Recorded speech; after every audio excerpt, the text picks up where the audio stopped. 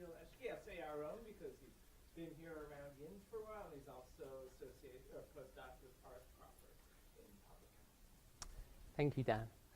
Thank you, everyone, for coming. So today I'll be talking about the various ways in which principled approaches to resource allocation can help in the control of spreading processes on networks. And I'll begin with a story. So in 1854, there was an outbreak of cholera in Soho area of London.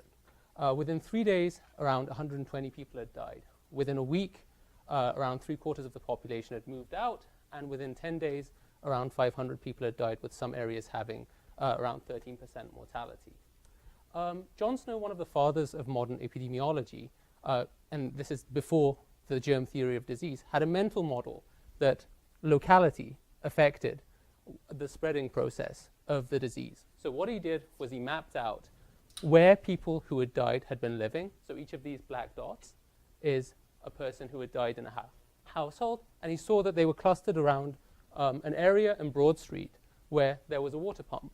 So with his model and his data, he advocated a policy in space and time. He told people, let's get rid of the handle for the water pump there. And lo and behold, the epidemic subsided afterwards.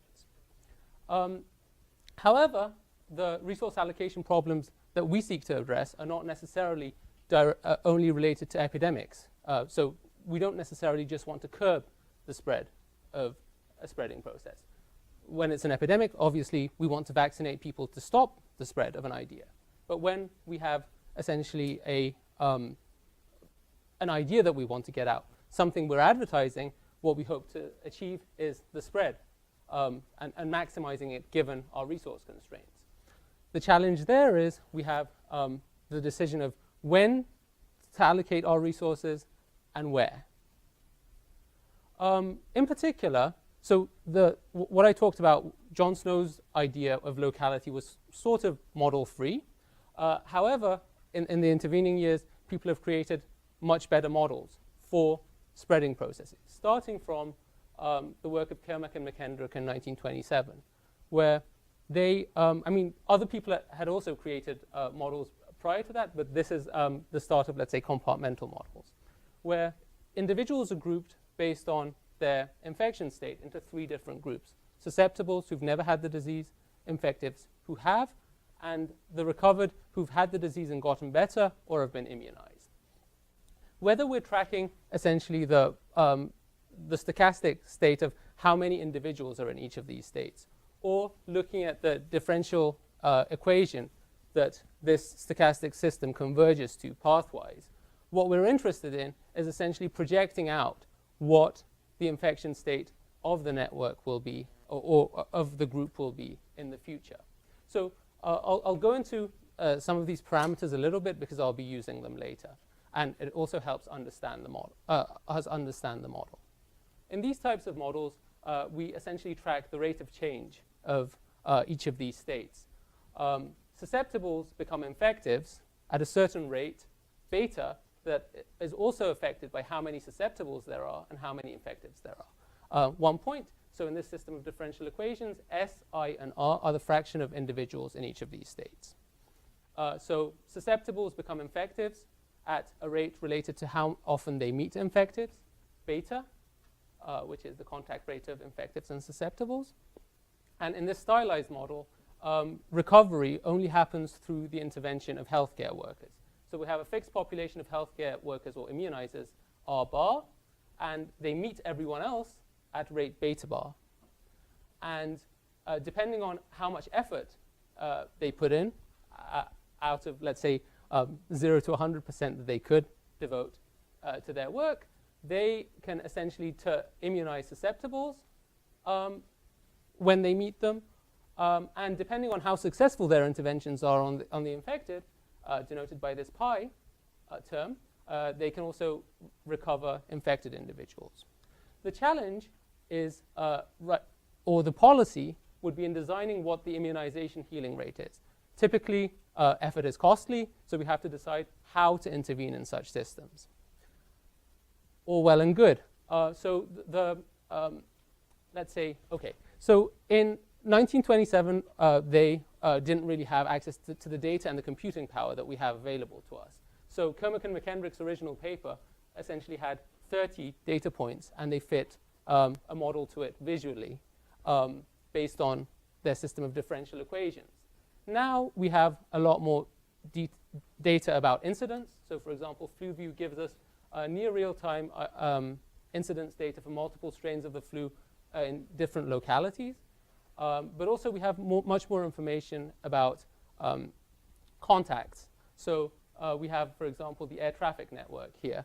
But also, like, mobile phones give us much more detailed information of who is within, who comes into contact with whom right now. And we could say, well, we have all these this data, we kind of throw them into models, and that solves our policymaking problem. Not so fast. The challenge with having a lot more data is that our bottleneck moves from the model fitting problem to the decision problem. So if we assume, for example, that all individuals are the same and we just have much more information about the average individual, we're leaving a lot on the table. We're kind of misallocating resources. Whereas on the other hand, if we kind of go to the other end and say, I want to have a different policy for each individual, the challenge we have is an explosion in the action space and in the policy space. And we kind of have a curse of dimensionality where our policies become hard to compute very fast.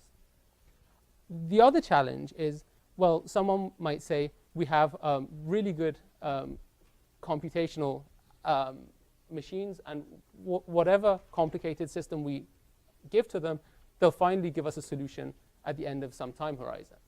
The challenge there is we want to convince people to implement these policies. And if we have a really complex model going into a machine with a lot of data and coming out with a really complex policy, people will say, how can I trust you? And you would have to say, well, I have like math backing me up. It's not always a great argument. So our goal is to find explainable structures for dynamic networked resource allocation problems in spreading processes. And I'll do that through the lens of three specific contexts. One is related to epidemic control, essentially when you have a multi-region, or let's say multi-type population. So let's say I can have different policies in New York than I have in New Haven. How does that change our resource allocation of when and where to target our resources? In advertising, if I have multiple channels that reach different populations and have differing effects on them, how do I decide whom to target to get people to vote for me? And finally, in organizational behavior, in that context, what we're interested in is to maintain ethical behavior in an organization while minimizing the effort we have to put in to supervise groups, essentially to make sure everyone is behaving ethically. So I'll just stop a little bit here before I go into details. Is the whole gist of the of where I'm going clear? Great. So without further ado, let's go to the first topic today. So what I'm going to be presenting is an amalgamation of two of our papers the most recent of which was in Transactions on Networking. So in multi-type network, so in the Kermack and McKendrick model that I mentioned at the start, what we had was essentially all individuals being the same and contacting each other at the same rate. However, as we saw, for example, through the air traffic network or multiple other types of locality-based models, what we have is that people interact with people within their immediate locality much more often than people that are farther away. And those contact patterns kind of give us let's say, topology or a network about how different subpopulations interact with each other. So for example, in each of these pictures, each of these larger circles could be a city, and the beta bars could be the differential contact rate between individuals in different cities. I'm sorry. And you could have essentially different topologies based on who interacts with whom and how often they interact with each other. What's more is that our policies could also be type dependent. So we could have different vaccination policies in New York than we have in New Haven. So again, going back to the model that we presented, we could essentially capture these types of differences in contact rates in the model. Let's go into kind of what changes in a multi-type SIR model. So within this red box, what we have is exactly the same as what we had in the single region case. Susceptibles becoming infective, infectives recovering, and susceptibles recovering through the effort of let's say, healthcare workers of that type. What's more, though, is that susceptibles can be infected by infectives of other types. So, for example, someone who's sick gets on a plane, comes to New Haven, and then infects some people within New Haven. So they become infectives in New Haven. What's more, healthcare, for example, I go on a trip to New York, and they're vaccinating everyone at Grand Central. So I might get vaccinated, for example, in New York due to the effort of the healthcare workers there. And furthermore, I could get treated also if, for example, I'm in another city and they have a policy of treating people. So that leads to essentially a system of differential equations that has much more states. Please. So I understand why you have a product form between the susceptibles and the infectives. Mm-hmm. If you're taking a disease like, I don't know, flu or measles or something like that. But in the vaccination side, where if I understand your notation properly, the R terms are effective, something like a fixed number of vaccinated, number of vaccination users. If those were people, for example, why would you have sort of a mass action term there? Wouldn't it be more appropriate to say you have something like a vaccination clinic that has capacity, it can vaccinate a certain number of people, an absolute number per day? This is what the Yale Health Plan does for the hospital, and that would change the way you've got that written. That's a great question. So to reiterate, the question is, why are we incorporating a constant term, Rj, if I understand correctly, in when we already have a constant, let's say beta j? The reason is, and you're kind of preempting one of my points, is that we could have context, and I'll get to the context, where it's not actually a constant. So I'll talk about a context where R is not a constant, and that's related to malware, which is kind of what got us into the question in particular. Finite capacitors that you back solve for what the R would have to be. Yes, yes, more or less. But notice here that the contact rate of the infected of type I is related to a particular contact matrix that's represented by beta, whereas we could have a completely different contact matrix for, let's say, the healthcare providers or the immunizers, beta bar. And our effort is related to essentially which group the immunizers are in. So the policy just says what the immunizers, or let's say the healthcare workers in each of the groups would do themselves. So it's related to essentially the immunizer, not, let's say, the group that's getting the treatment. Are the dynamics clear? Any questions at this point? Excellent. So what are we hoping to do? What are our goals? Obviously, we want to decrease the burden of disease, but we also have constraints related to effort, as I mentioned, but we also have constraints related to how much we spend on our intervention.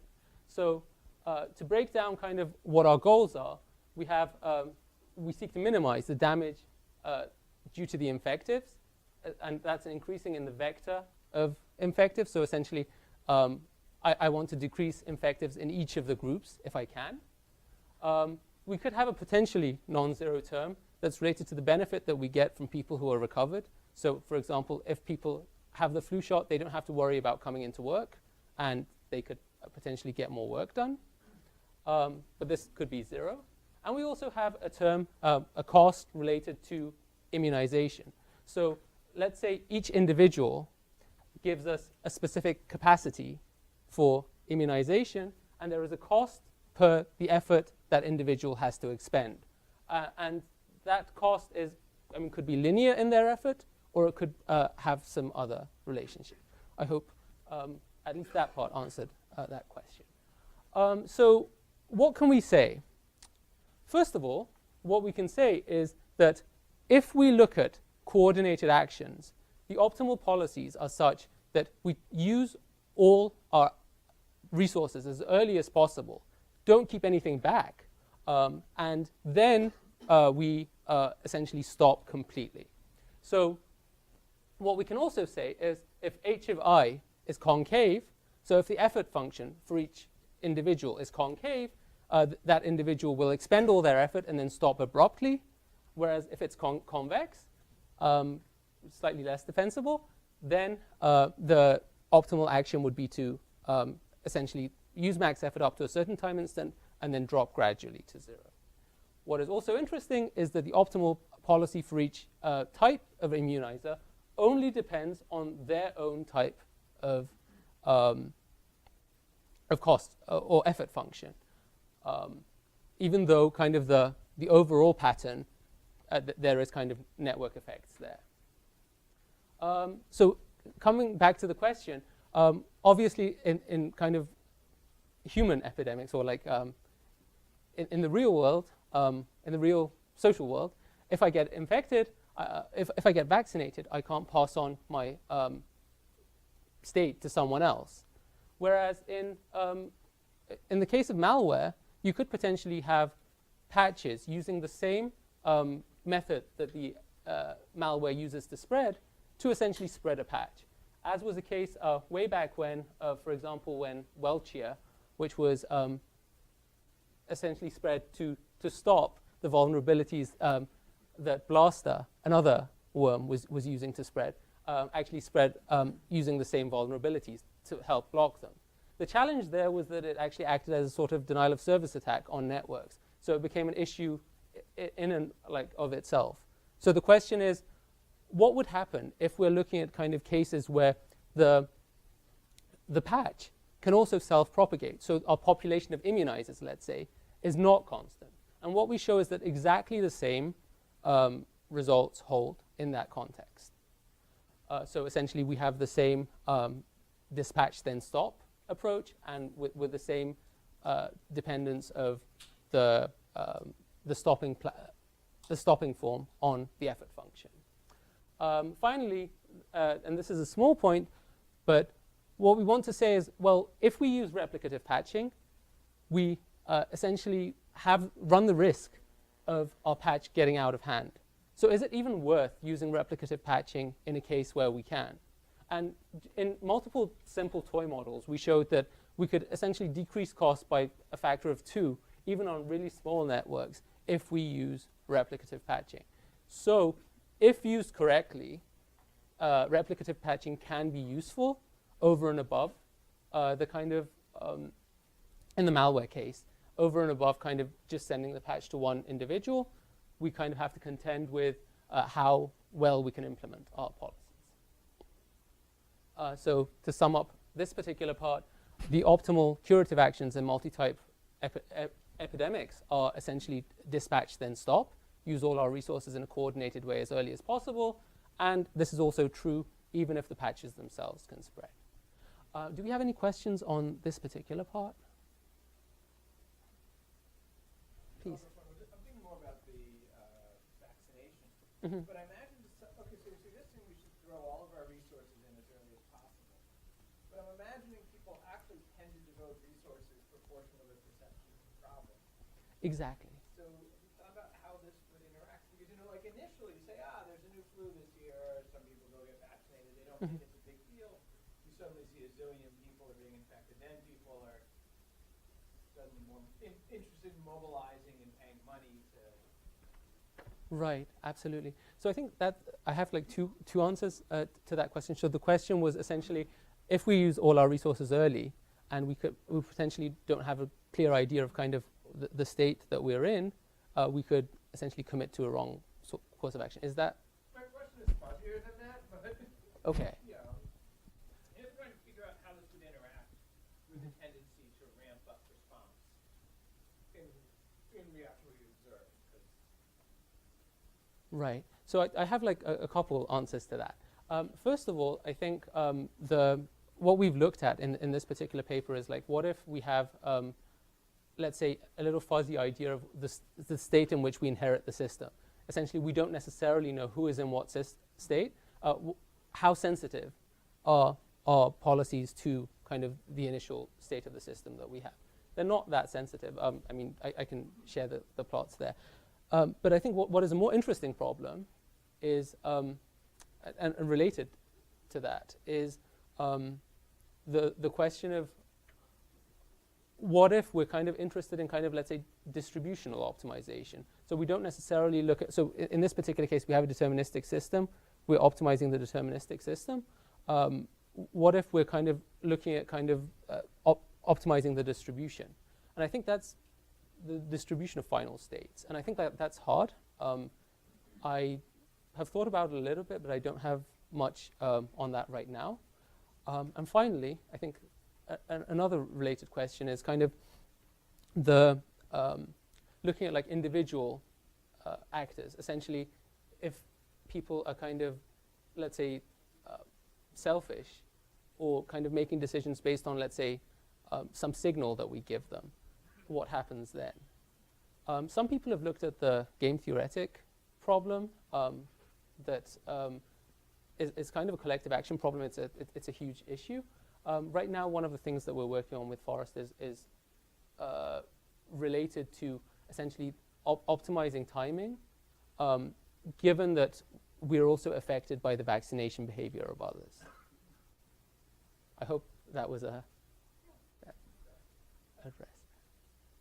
Any other questions at this stage? Great. So with that, I'll go on to my second prong. And it's a completely different topic. In a sense, this is a summary of two papers and a poster, one of which was with Leandros here. So advertising in general is really big business, and electoral advertising especially so. In 2016, something like $10 billion were just spent on the presidential race, and I hope I'm not out of whack. And something around like $1 trillion is spent on marketing across the world every year. So the question that is of interest to us is essentially how to spread out that money, those resources across different channels to get the most people to vote, let's say, for the candidate that we're interested in or for the policy that we're interested in. This is more complicated by some factors. Some of the factors are, let's say, spatial, and that's related to essentially channels have differing reaches. They can reach different people, but also they have overlaps. So we can reach one person through multiple channels. The other challenge is also that channels have differing effects on differing people. So if I see a certain policy advocated on a TV channel I don't like, I might actually become more antagonistic to that idea. And also there's a question of different costs of utilization. So for example, advertising on Facebook is much cheaper than buying a Super Bowl ad. So there's a question of who to target or essentially which channel to use when to get the best outcome. But that's not all. The other challenge is essentially exogenous influence on a network is processed through a social network. So if I hear someone asking me to, let's say, buy a medication on TV, I go and ask my doctor, I go and ask my friends, and that essentially affects the action that I take related to that external information. The challenge there is that there is a trade-off in diffusion and dilution, between diffusion and dilution, let's say, of essentially targeting individuals that process information like this. So, for example, if I've just watched an ad, I've probably at the state where I'm most affected by that ad, but my friends don't know about it. Let's say a day passes, I talk to my friends, they hear about it through me, but I also hear about other things, and I kind of forget the importance that ad had to me at that specific time. So when I'm targeting individuals and I have a specific goal in mind, I have to figure out when to target each group so that I get the most, let's say, bang for my buck at the end of the day that and in terms of what I'm interested in. So my contention is that a realistic model for influence should have both these overlapping external channels, but also these endogenous processing of external influence. Anyone disagree with that? Great.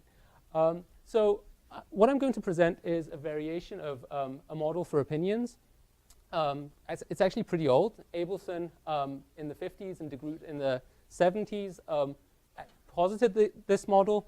The validations of these models are actually much more recent, like last year, like in PNAS. In these types of models, individuals update their opinions based on their local social network. And this is done through essentially each individual looking to minimize the difference between their opinion and those of their neighbors, weighting each of their neighbors by a specific rate, AI of j. So that's kind of captured by this matrix here, this Laplacian matrix. But what's more is that they're also affected by external influences. So each of the terms in time-varying terms or controls in this vector of resource allocations, let's say, is how much we use a specific channel. And these columns of the channel matrix B essentially tell us who they reach using that particular channel. We could also have, and I haven't talked about it here, but we could also have like personal influences that affect. So essentially, you're not just a follower; you also kind of have an internal bias in your decision making. Is the model clear? So what are our constraints? We generally have like an influence constraint on each channel. So essentially, there's only however many minutes in a day. I can't like just show more ads than there are minutes in a day. But there's also a budget constraint. So essentially, across all the channels and across all times, what we seek to find is the best allocation of limited budget so that we get the most votes. And that's our objective.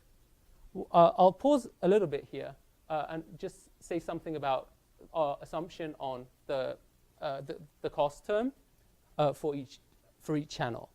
Obviously, it's increasing in the utilization. The more I use a channel, it costs more. But the costs, we assume, are concave as a function of utilization. Essentially, if I have to create media for that channel, after I've kind of paid the startup cost, the cost of using that channel decreases. I think that's not unreasonable, hopefully. And our objective is just a function of our terminal opinions, essentially the vector of opinions at the certain time that we're interested in, let's say election time, and it's increasing in each of the terms. So essentially, the more favorable each individual's opinion is to my case, I prefer that distribution of opinions. In particular, the separable case is essentially what I'm interested in is, let's say, a function of each person's opinion by themselves. We look at kind of the most general case. But within the separable case, we could have two, let's say, election-related ideas. One is people essentially a person comes to a polling booth with probability pi and directly relates their opinion to their probability of voting for an individual candidate. So essentially, they flip a biased coin when they get to the polling booth. This is kind of the linear function case. In the sigmoid function case, people come to the polling booth again with probability pi, but then they threshold, and they could have like an individual threshold for whether they vote for, essentially for translating their opinion to a vote for or against that specific proposal. So to sum up, this is kind of my problem. Essentially, I want to maximize, let's say, some measure of the opinions at a terminal time, given the opinion dynamics, given constraints on using a particular channel, and given my budget constraint. Please. So related to the first problem, did you account for how different groups might grasp media differently and interact with that? Of course. So to reiterate, what we captured in B the matrix here, essentially the effect that each, let's say, channel has on an individual. However, these terms within a channel vector need not be the same. They also need not be positive. So we could have a channel having a negative effect on some people and a positive effect on others. But that's a great question. So the challenges with this problem in the general case are that we could we have a really general objective function. We have non-convex, the budget constraint is non-convex, and we have a potentially really large number of controls that we seek to, let's say, co-optimize. Any questions on the motivation and the formulation here? Great. So what we showed was that the optimal policy essentially uses each channel either at max rate or not at all. And furthermore, that the number of switches between these rates is constrained. Essentially, we can say that we advertise in waves. We use something, we stop, we add, and then we use a channel and then stop again, so on and so forth. What's more, in the general case, in the most general case, the number of switches is bounded by a term that's mostly, a lot of the times it scales with the number of individuals, so it's not like super informative. But in the linear case, objective, we can essentially bound it by the number of sign variations in a term that's related to the eigenvectors of a Laplacian, the channel vector, and the objective vector. But that's not all. But just to reiterate those things that I said, our problem essentially goes from the space of optimizing, let's say, vectors of functionals to just finding the switching instance in these problems. What's more is that in the linear objective case, we can actually directly relate the solution of the problem to some time-varying cost-effectiveness metrics. So essentially, the cost-effectiveness metric tells me how good each channel is to use at any specific time. So essentially, if I have, let's say, like $1, and I want to use it at some point from now up till 2020 on a particular medium to get people to vote for my candidate of choice, I can essentially compare all times and all channels using these cost-effectiveness metrics and use my dollar in the most cost-effectiveness, in the most cost-effective time instant. What's more is that there is a direct mapping between these cost-effectiveness metric and the kind of water filling procedure that I described to the optimal allocation of resources to these channels. Is the idea of water filling clear? Essentially, I keep looking at the most cost-effectiveness, the most cost-effective channel to kind of give my marginal dollar again and again, so as far as I can until I exhaust my resources. Great. So what is this cost-effectiveness metric? It's related to the, again, as I mentioned, the eigenvectors of the Laplacian, the channel vector, the objective vector P, this is the probabilities of people voting. It's related to the eigenvalues of the Laplacian again, but it's also related to essentially the average utilization cost of the channel. And we can essentially kind of use binary search to find the water filling level to find the optimal allocation in this particular scenario. What's more is this algorithm gives us some idea about what the optimal allocation looks like.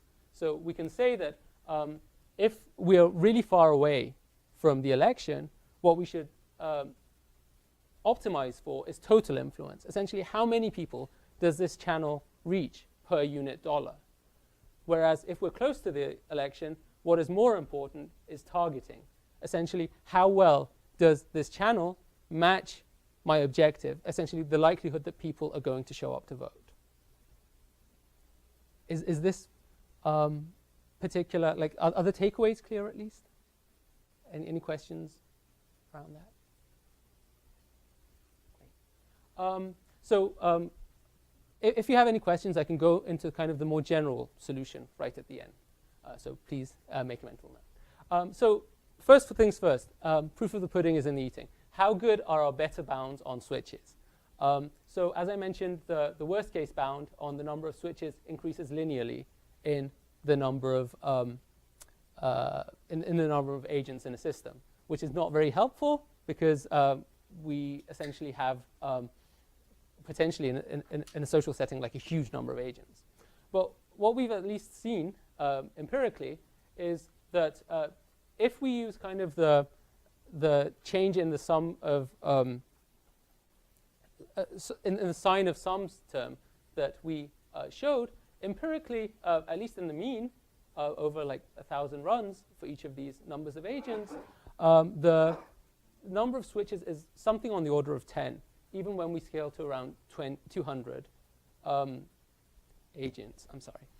We don't necessarily have a theory of how, in general, this would scale in the most general case, but I mean, this is quite promising.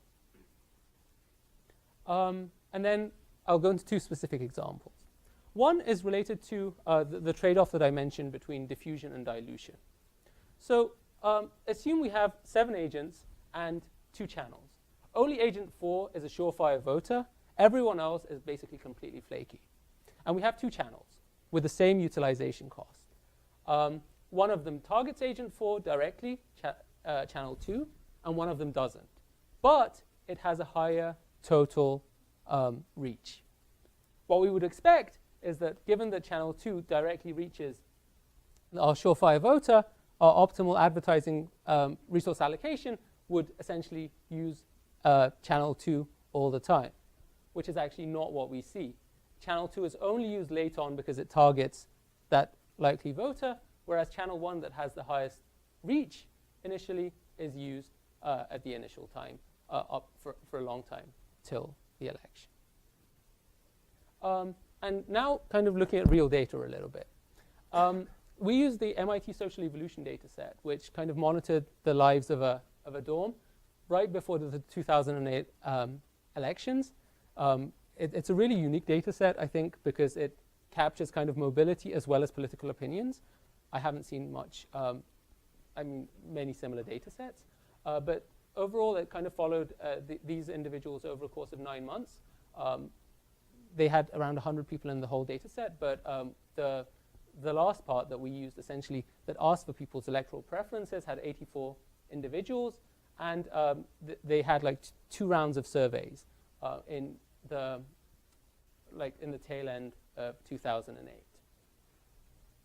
So what we see here is kind of multiple factors of the individuals mapped on their network of political discussions. 2 things I want you to take away from this.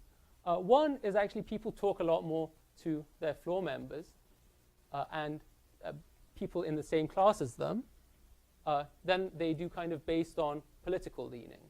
So in terms of partisan leaning, you would have expected there to be like more filter bubbles, but we have like conservatives talking to moderates, talking to liberals, et cetera, and so forth, and also like McCain voters talking to Obama voters. So I don't know if anything's changed in the past decade, but it seems that essentially what differentiates political discussions is like all the freshmen are talking to each other, and then they get kind of integrated into the network where everyone talks to everyone else. But also people kind of talk to the people in their same dorm.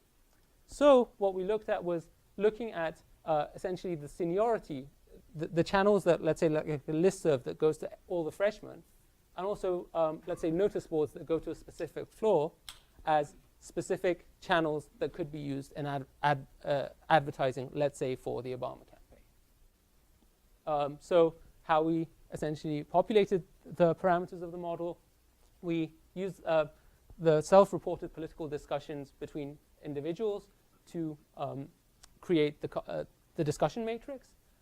We essentially had the reach of the 13 dorm room channels, and we weighted it essentially by assuming that, let's say, the Obama team was reaching out to people. So if someone has conservative leanings, that they might be less susceptible, or it might have a negative effect on them. Our initial opinion vector was essentially who they planned to vote for at the outset of the experiment. And also our objective was their self-estimated probability of voting. at the start. And the cost per use of the channel, the average cost of using a channel, was related to the number of students reached by a channel. What is actually also interesting is that they have like post-election surveys as well. Please. Well, I understand the limitations Mm-hmm. of the availability, but don't you think it's much easier to campaign for a minority than other candidates? Like, would you adjust for this kind of maybe political bias or something? That's a good question. I would say that because this is kind of a toy model, we could have just as well just flipped everything and said we're advertising for the McCain campaign. Obviously, in the real world, like this doesn't necessarily map to any real world decision makers' policy. Like it would be hard to convince people that we have like, let's say 2 data points, we've fit a model based on them, and we're going to spend like a lot of money on convincing people. But what I wanted to show, first of all, was there are ways in which we can think about at least validating these models. For example, by looking at, let's say, a particular policy that we advocate versus kind of what transpires in the real world. And what's more, I think it's a little bit more challenging once we try and exactly capture, let's say, the dynamics of a particular race. And I think that might be beyond kind of these simple mathematical models. So I completely accept the limitations on. Great. So what we got out of that was, sorry to jump back in, we calculated the cost effectiveness metrics, and we used kind of water level, essentially the water filling procedure, to find which of the channels to use. So surprisingly, even though the seniority channels were much more uniform in terms of who they targeted politically, what we see is that the optimal allocation actually only uses, only essentially targets specific floors in the MIT dataset, specific dorms. The channel that's used most is actually a channel that actually only targets one person, so it's like super cheap. But 2 more channels are also used, I guess, with switches at different times. What we did was we compared this optimal dynamic allocation to static allocations based on different notions of centrality. And we showed that even kind of this simple allocation that I showed you can increase the number of votes expected by something like 26%, given all our stylized assumptions. And I completely buy the fact that this is like the effect size is like very out of whack for like basically all advertising. But at least from the modeling perspective, what I want you to take away is the importance of dynamic decision making on resource allocation in networks. And the takeaways essentially are that initially campaigns should prioritize reach, only targeting later on, and we have kind of a metric that quantifies the time varying cost effectiveness of a channel. Any questions on this? Please.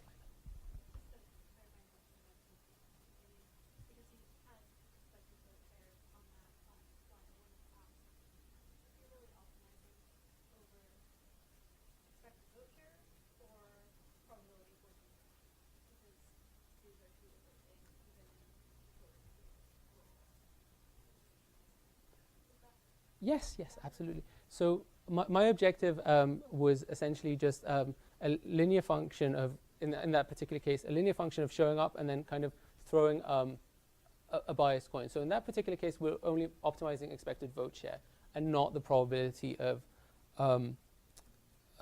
success in an election. What I also show, this is different, is that even if we have external influence on a channel that we don't control, this is the best that we can do in terms of vote share for our candidate. I think the question of kind of what dynamics affect, let's say, the other vote shares would be quite hard to track. Great.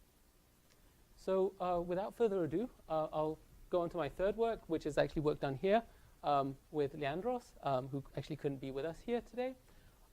This is a talk that I've given here. So please bear with me if you've seen this before. So in particular, what we were interested in was a trade-off in organizational behavior. One is related to, let's say, secure facilities. Secure facilities could get more stuff done if they let people take their work home.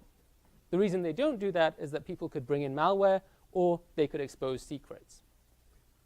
On the other hand, an example that Mark, one of our colleagues here, came up with is the case of a t-shirt printer.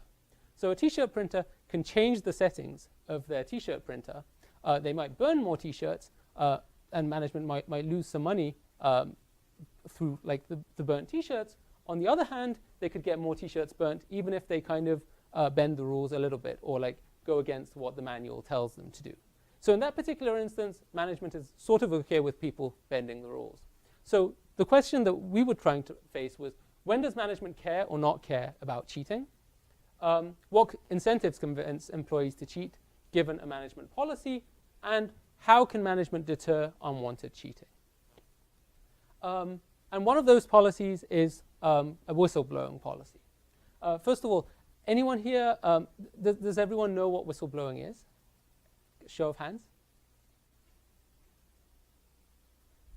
Do we have everyone? Okay, I think we have quorum. So two types of whistleblowing policies that exist are anonymous policies where people have to say cheating is occurring, but they don't have to point at any particular person, and semi-anonymous policies where you have to essentially say this particular person is cheating. The problem with telling an anonymous tip line that this particular person is cheating is that they may go and essentially audit that person, and that person will say, well, only 2 people actually know what I do every day. So it was probably one of those 2 people. So you can kind of get found out through the auditing process. There is a trade-off in choosing between these 2 policies. Anonymous policies are costly to audit because you have to look at everyone, whereas semi-anonymous policies, you just have to look at the people who've been reported. On the other hand, semi-anonymous policies have a reprisal risk that anonymous policies don't. And they're also kind of affected by different expectations. In semi-anonymous policies, your decision is affected by what you think about your immediate network, whereas anonymous policies, you essentially have to look at what the sum of people in your company are doing. Is the contrast between them clear? Great. So what we did was we captured some of the dynamics of this problem as a Stackelberg game between a manager who sets a whistleblowing policy and a population of workers. The workers decide whether to cheat, whistleblow, or keep their heads down, not cheat or whistleblow, but just abide. And the manager decides whether to audit the reports that they've received about cheating or to shelve the reports. So in the anonymous case, the management sets a policy that relates how many whistleblowers have reported something to the probability of auditing the reports that they've received, and workers choose, depending on the policy, whether to cheat, whistleblow, or to abide. Whereas in the semi-anonymous policy, the manager decides their audit policy again, workers decide whether to cheat or not, and then having observed cheating in their immediate neighborhood, they can decide whether to whistleblow or not, given their observations. So what does the manager care about? The manager has a normal operation revenue, just for, I guess, individual rationality. They have an innovation revenue. So if more people cheat, I obviously get more t-shirts printed, which is good.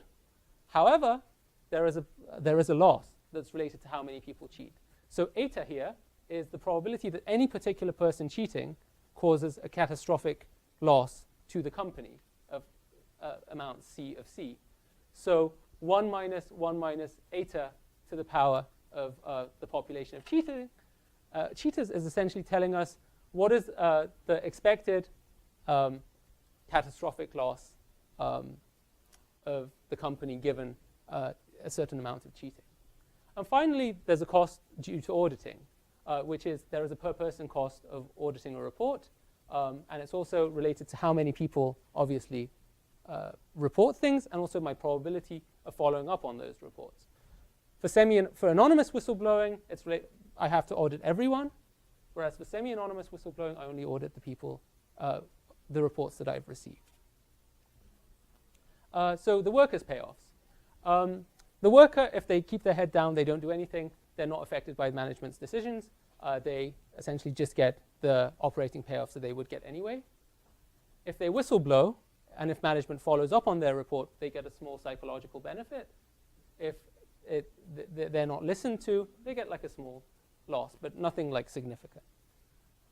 And the punishment for court cheaters is kind of a potentially large loss in utility, but if you get away with it, you get additional utility delta. So this is in the anonymous case. The semi-anonymous case is similar, but it has some slight tweaks. So again, if you keep your head down, you don't do anything, you still get your pay packet at the end of the day. But if you whistleblow, you only get the benefit of being listened to. Essentially, first of all, if there is someone, the management, so essentially if you don't lead management astray, if no one is cheating and you whistleblow, like I guess like management won't take you seriously anymore. There's also the case of if you, so essentially you have to whistleblow, there has to be a cheater in your neighborhood, and management has to observe it, has to follow up on it. The challenge there is obviously you can be unmasked in this scenario where you couldn't be in the previous case. So there is a disutility related to unmasking. So that was for whistleblowing. What if you cheat? If I cheat and no one in my neighborhood whistleblows on me, I get away with it. If I cheat and someone whistleblows on me but management is not honoring reports, I still get away with it. The only way I'm caught is if someone whistleblows on me and management follows up. Okay, any questions on the setting? Great. So what we showed was that in the, I guess in the unique subgame perfect equilibrium for the general graph case, under the assumption that individuals don't know the degrees of their neighbors, they kind of have an average assumption for their neighbors. So essentially, I don't necessarily know how central, let's say, my neighbors are. I just have a population of neighbors that are playing like an average strategy. What we have is individuals in the semi-anonymous whistleblowing case, in the network case, either cheat or whistleblow. And their decision is actually threshold-based. So essentially, each individual has a threshold depending on what their degree is, D, and they decide based on that, based on the probability of audit in the first stage, whether to cheat or to whistleblow. This is for like the most general distribution of graph degrees.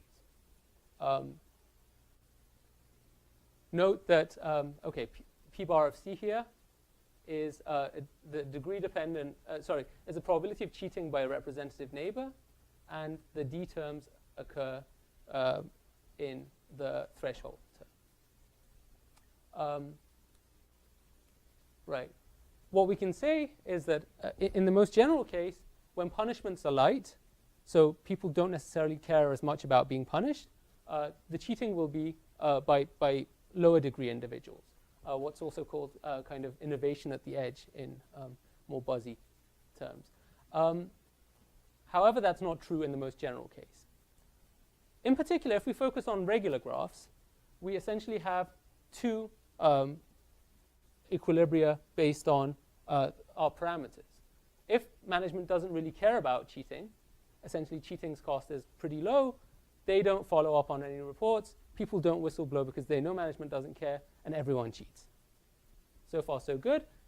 But if we have consequential cheating, so management does care about cheating, what happens is that people whistleblow on any observed cheating, and then management responds with a higher than half probability.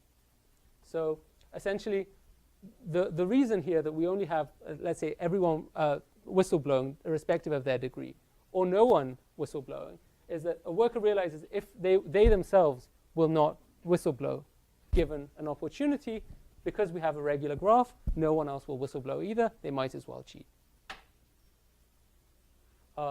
Whereas for the case of the anonymous whistleblowing case, in addition to the two equilibria that I just mentioned, we have a third equilibrium, which is the case where, let's say, we have draconian punishment.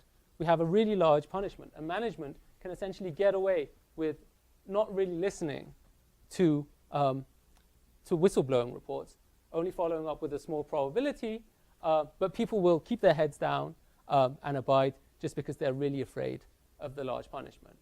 So against kind of what my intuition was, whistleblowing actually only thrives in the light punishment regime because management is responsive in that context.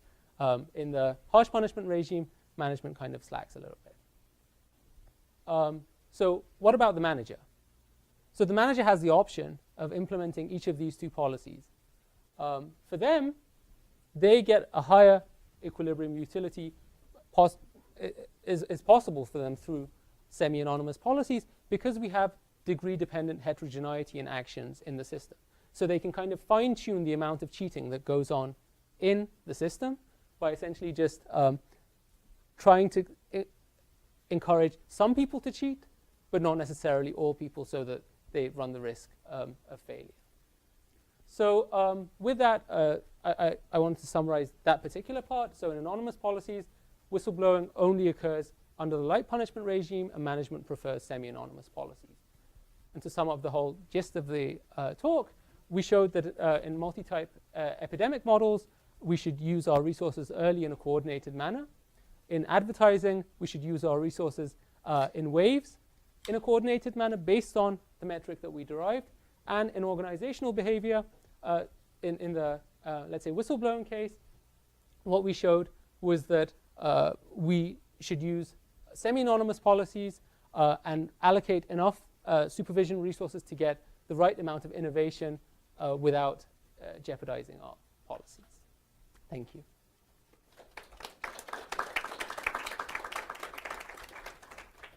And may I take a second just to acknowledge everyone who contributed to the work today, because it really does take a village.